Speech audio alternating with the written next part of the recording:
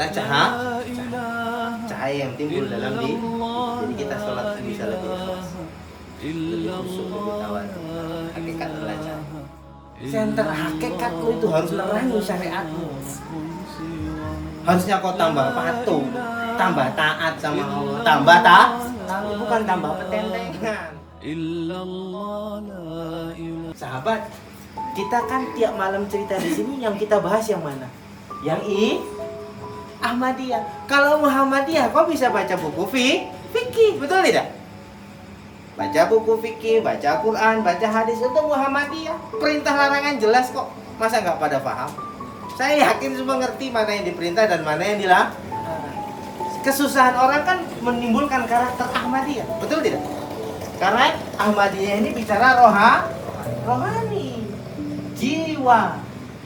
Kalau ini jasmani, Muhammadiyah itu nama fisiknya. Nama ruhnya Ahmad. Sumbernya Ahad. Jelas kan? Karena innalillah wa inna ilaihi. Setiap ruh aslinya dari Allah. Wa nafakhtu fihi min ruhi. Aku hembuskan ruhku ke dalam rahim ibu. Itulah Ahad. Jelas ya? Jelas ya? Jelas terserah. Capek nggak jelas? Bukan. Ini kan kita cari gambaran yang paling. Nah, dan ini jangan ketukar sahabat. Kadang-kadang Ahmadiyah dibawa keluar. Itulah orang yang belajar tapi tidak paham. Terus nggak sembah. Ahadnya dibawa keluar. Paham ya? Oh, sembah Allah. Loh, masa Allah nyembah Allah? Nah, itulah ahadnya dibawa. Padahal dia pun tak paham. Ahad itu bukan Allah. Itu masih sifat. Nah ini kejawen dan lain sebagainya cuman iling. Itu kan pemahaman dia pada ahad ditampilkan keluar. Boleh tidak? Tak boleh. Nah, yang di dalam tetap di dalam. Ini kan ahadiyah menyembunyikan Allah, betul tidak? Di dalam ahadiyah inilah ketika engkau sudah bisa menunggalkan, barulah kau bisa merasakan keberadaan Allah. Dan itu secret ya, rahasia yang hanya bisa dirasakan bagi orang-orang yang menjalani proses ini dengan benar. Maka tidak ada hakikat tanpa syariat. Pintu pertama wajib syariat yang dikerjakan berulang-ulang. Sholat 5 waktu yang dikerjakan dengan tulus ikhlas berulang-ulang. Tambah duhanya, tambah tahajudnya. Mudah-mudahan menghadirkan karakter ini. Terbukti nggak kalau dengan ibadah benar itu bisa menimbulkan karakter ini? Ada buktinya. Habis Jumat kemarin kita sudah melihat orangnya yang jiwanya sudah mulai lembut. Loh, nggak usah kita sebut namanya, orang-orang sini tahu itu, betul tidak? Sudah mulai enak, dia sudah mulai legowo, betul tidak? Karena dia sudah mengerjakannya dengan benar. Timbul nggak ini? Timbul Ahmadiyahnya nggak bisa nggak sahabat. Apakah kemudian dia akan berjaya memasuki proses ahadiyah dan menemukan rahasia terbesar Allah di dalam dirinya? Wa fi anfusikum, kata Allah. Dalam dirimu pun ada tanda-tanda kebesaranku. Wallahu a'lam bis-shawab. Hanya Allah yang tahu. Jadi yang Muhammadiyah itu yang nggak bisa, nggak sembahyang. Yuk. Maka kata Rasulullah, man taraka salatan muta'ammidan faqad kafara zihara. Yang meninggalkan salat berturut-turut dengan sengaja kafir. Jangan cerita umat Muhammad. Paham ya? Mentang-mentang bicara hakikat. Hakikat itu bicara Ahmadiyah. Bicara karakter-karakter terpuji. Dan ini prosesnya begitu. Nah, ini yang disebut dengan bingkai Muhammad. Jadi kemarin kita sudah cerita bingkai. Jangan cerita Islam di luar bingkai ini. Jelas ya? Ini sudah hakikat sehakikat-hakikatnya ya ini. Inilah hakikat yang sehakikat-hakikatnya. Inilah hakikat Muhammadiyah. Di luar ini hakikat setonia. Jelas ya? Di luar ini hakikat setonia. Bahkan saya tegas bilang kan semalam di khotib, eling itu tidak kejam. Selesai. Tak boleh. Ingat Allah eling. Kujumu eling no. Sama obat. Betul nggak? Nggak usah mangan, iling aja, betul nggak ya kan? Mana bisa gitu. Ingat nasi kenyang, udah gitu. Iya kan? Nah, ini dia. Nah, jadi dengan begini kan clear. Ini kaitan dengan ayat, kita kaitkan dengan hadis yang tadi, kita sinkronkan lagi dengan ayat. Ada yang bertentangan dengan Quran dan hadis? Tidak. Inilah yang harus dipahami dengan benar. Ketika orang paham ini tadi, ini tasawuf udah selesai. Ketika orang udah paham, udah selamat deh, udah tenang. Apa masalahnya? Mau Allah kok. Betul tidak? Allah. Sudahlah. Yang jadi masalah kan karena bukan belum dan bukan itu jadi masalah. Nah, kaitannya dengan pelita yang kita bahas kemarin sebelum kita bubar. Ini kan pelita. Hakikat adalah cahaya yang timbul dalam diri. Jadi kita sholat pun bisa lebih ikhlas, lebih khusyuk, lebih tawadhu. Hakikat adalah cahaya.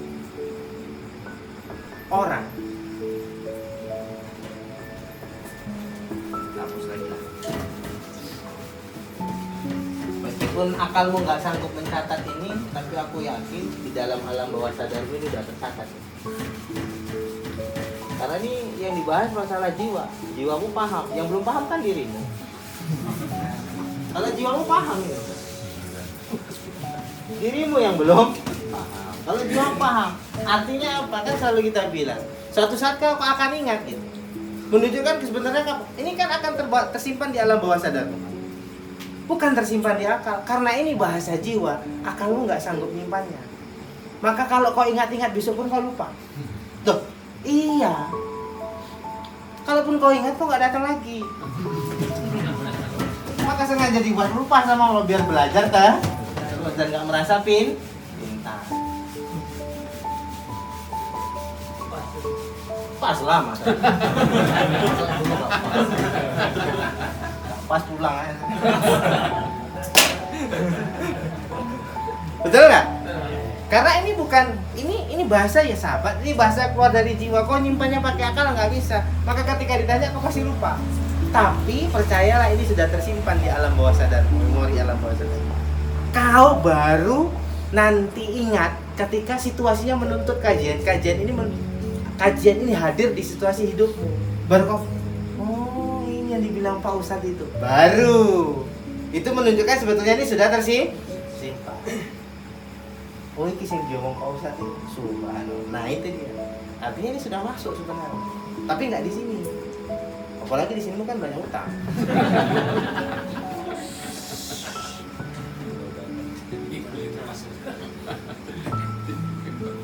Nah, kaitannya kemudian hakikat itu. Kita kasih filosofi kemarin hakikat itu. Ini hakikat ya pasti Muhammadiyah ya, jangan ada yang lain ya. Ketika sudah dipahami, adalah cahaya, pelita, suluk. Nur, ya kan? Nur. Ini kan sebetulnya dicari orang dalam hidup. Karena aslinya dunia ini gelap. Betul tidak? Kenapa ada orang kaya, posisinya tinggi, semuanya punya, tapi masih gelisah? Karena dia belum punya ini. Betul tidak? Duitnya banyak, tapi jiwanya enggak, hatinya kosong dari nur Allah, dari cahaya Allah. Apalagi susah, nggak punya apa-apa, nggak kenal Tuhan, adalah kena dua kali, betul nggak? Iya kan? Susah aja, gelap luarnya gelap, luarnya gelap ini, tapi dalamnya masih terang, masih enak. Gelap itu artinya apa? Nggak kerja, betul nggak? Nggak kerja, penghasilan pas-pasan, nggak mencukupi, tapi di dalam masih terang, masih ada keyakinan dia kepada Allah Maha. Yang penting aku mau berusaha, masih tenang ini. Yang payah, udah ini gelap, ini petang. Itu gawat. Itu gampang dikendalikan iblis. Wis lah nyolong aja Kak. Nyolong! Betul nggak? Ini. Nah, ada orang di luarnya terang. Wow. Mobil mewah, aset melimpah, apa segala macam, kerjaan lancar, semua oke, sehat-sehat. Tapi di dalam gelap. Hidup terus dalam ketakutan. Mau tidur, Pak, aku yang maling Pak. Maksudnya Mak, kita kan baru cukup 500 juta. Kok terus digambar Pak, diputu-putu yang kadang-kadang tuh cuma saya ngeri loh Pak. Jadi piye Mak, jodoh lah. Buset, ope gue Mak. Karena di rumah ada duit 500. Paham ya? Jadi piye Mak? Wes Pak, itu kita pagerai lah. Keliling. Keluarkanlah duitnya untuk Mak. Bisa tidur? Enggak. Gue Mak turun. Gak tenang aku Mak. Nek malingi lompat pagar. Betul tidak? Nek malingi lompat pagar, ya juga ya Mak. Jadi piye Mak? Ingu anjing yang sesuk kita Pak. Oh enggak, belum ingu anjing. Bayar security. Wah. Dah. Udah pasang pagar, pasang gardu, taruh saku, bisa tidur? Enggak. Ya selamat, wes. Mas aman, pagar wes Mak. Security wes apa maneh? Bapak delok berita mau nang liputan nang. Malingi kerja sama kami security. Jadi yang gitu, maksud Mak, ingu anjing. Tiap bengi nggak bisa turu. Anjingnya tidak. Ketor siapapun ganggu. Terakhir wong iki mati tersiksa. Betul nggak? Hah? Itulah di luar terang tapi di dalam gelap.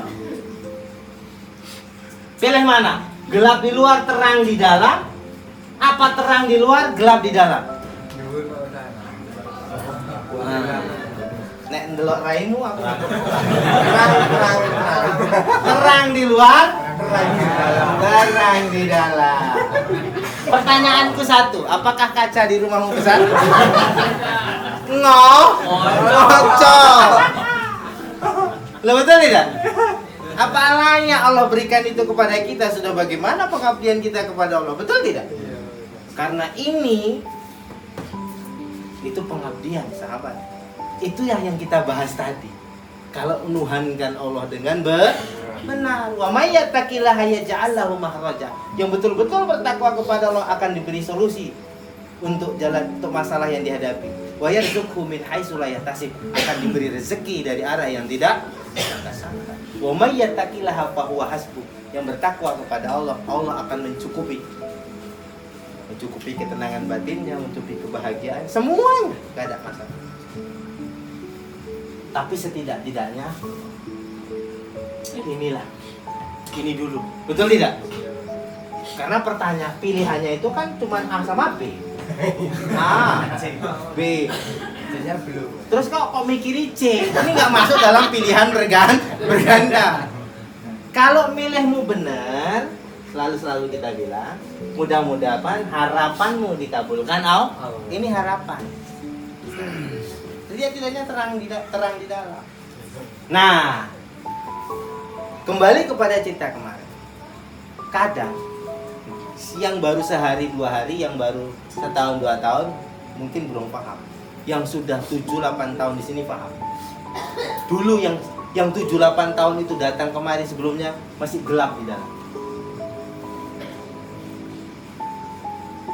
Ada yang di dalam gelap, di luar terang. Ada yang gelap luar dalam.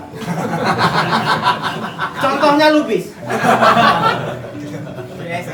Dia di dalam gelap, di luar pun gelap, maka kurus. Macam kambing makan plastik.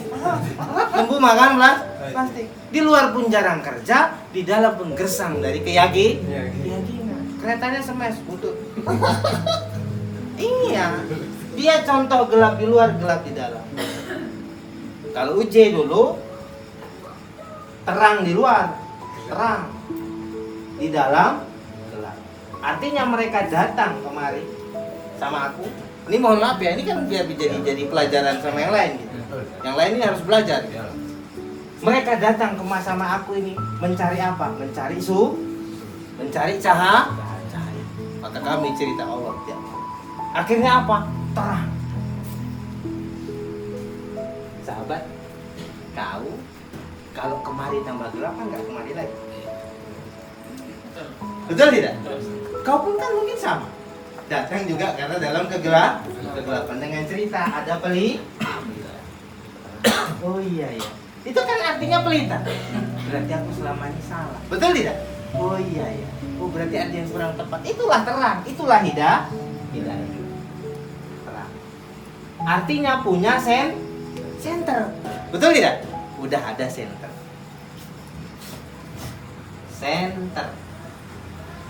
Nah, masalahnya ketika udah punya center, apa tujuan Allah ngasih center?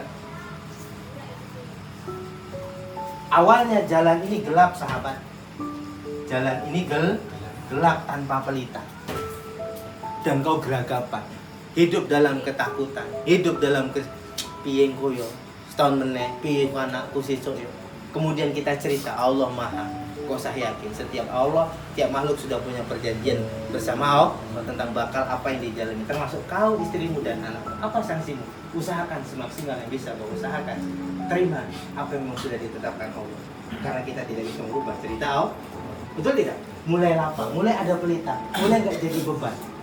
Mulai berjalan dengan pelan-pelan, ikhtiar dengan nggak ada tuntutan yang bagian. Artinya sudah mulai tenang kan? Sudah punya center. Tapi permasalahan orang megang center. Allah sengaja ngasih center, ngasih pelita. Bukan saya yang ngasih sebetulnya. Allah yang ngasih kesedulur. Melalui ungkapan yang tidak seberapa ini. Saya cuma penyampai saja. Yang nerangi hati situ kan Allah, bukan saya.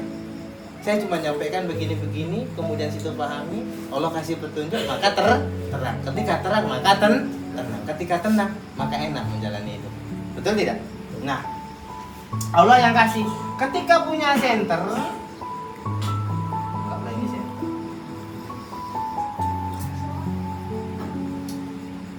Mana ini center? Ini ya kan? Ketika punya center, kenapa Allah kasih center? Untuk apa? Center adalah hakikat. Ini hakikat. Sudah mulai paham apa arti hakikat hidup itu sebenarnya. Kau diciptakan untuk apa? Wa ma khalaqtul jinna wal insa illa tidak aku ciptakan jin dan manusia kecuali untuk beribadah kepada. Ketika sudah punya center, hakikat ini untuk nerangi apa? Center untuk nerangi apa? Jalan. Jalan bahasa Arabnya syariah.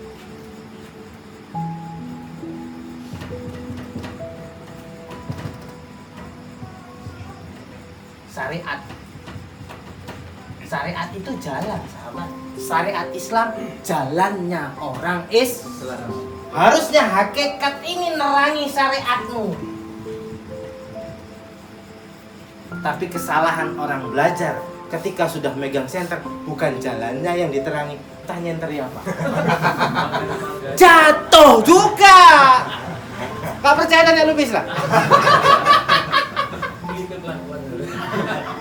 Betul nggak? Dengan hakikat ini, kau harusnya tambah patuh dan paham ya. Ini udah dikasih center, bawa popo di senteri. Langit ada. Anak iso. Ayo tenang. Iya kan? Geblak. Gitu punya hakikat yang disenterin entah apa-apa. Cuma nyenteri dunia. Mau ngerok dunia. Bukan tambah patuh dan taat pada Allah. Itu kesalahan orang pegang center. Terus apa artinya dikasih center kalau nyenter yang disenteri bukan jalan? Kepijat tai juga enggak? Masuk lubang juga enggak? Tersandung batu juga enggak? Terus apa bedanya sama enggak punya center? Paham ya? Ini yang kemudian kita kaitkan dengan bahasa tadi malam. Kajian ini masih berhubung center hakikatmu itu harus nerangi syariatmu. Harusnya kau tambah patuh, tambah taat sama Allah, tambah Aku bukan tambah petentengan. Mentang-mentang wis belah. Enggak ngerti apa-apa kok. Siapa sih enggak ngerti? Aku pun bingung. Kau enggak ngerti apa? Kau ngerti, Kang? Aku pun enggak ngerti. Ya Allah ya Rabbi. Allah alam. Oke, kita intermezzo dulu ya.